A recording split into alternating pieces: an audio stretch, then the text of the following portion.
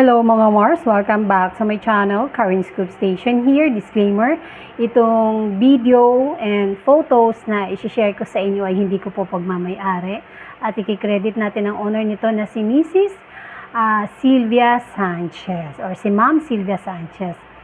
Si Ma'am Sylvia Sanchez ay nagbahagi siya ng 3 post, video and photo sa kanyang Instagram account mga Mars, na kung saan ay karga-karga niya ang kanyang first apo, si Little Boss Marudo. Kausap lang naman niya si Zanjo Marudo na ibinahagi or ibinigay na nga ni Ma'am Sylvia Sanchez ang mga naibili niyang pasalubong para sa kanyang little boss na apo, mga Mars. So cute.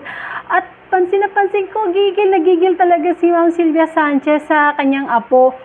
At isang kamay lang talaga ang pagkarga niya. Sa bagay, sanay na nga naman talaga si Ma'am Sylvia Sanchez na magkarga ng bata dahil naku po, ang lalaki na ng mga anak niya.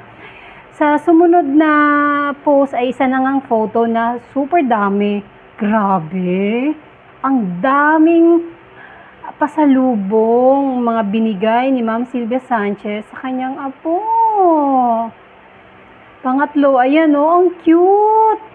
Ang cute nung polo, may gulay. Kaya sabi ni Ma'am Sylvia Sanchez sa caption, "Stress-free day with my little boss and Daddy Z at only Zanjo Marudo." Gigil ako sa iyo. Nako, nanggigigil na nga daw talaga si Ma'am Sylvia Sanchez sa kanyang apo. Ay, so cute, no? Oh, mahal na mahal. Kasi ito talaga yung pinaka-inaantay ni Ma'am Sylvia Sanchez. Siya ay magkaroon na nga ng apo. Ito na nga, nangyari na. Kaya, ang saya-saya talaga ni Ma'am Sylvia Sanchez ngayon dahil nag-iba ang kanyang mundo ngayon dahil sa kanyang little boss apo. And that's it mga Mars. Thank you for watching this video. Please like, comment, share, and subscribe for more scoops.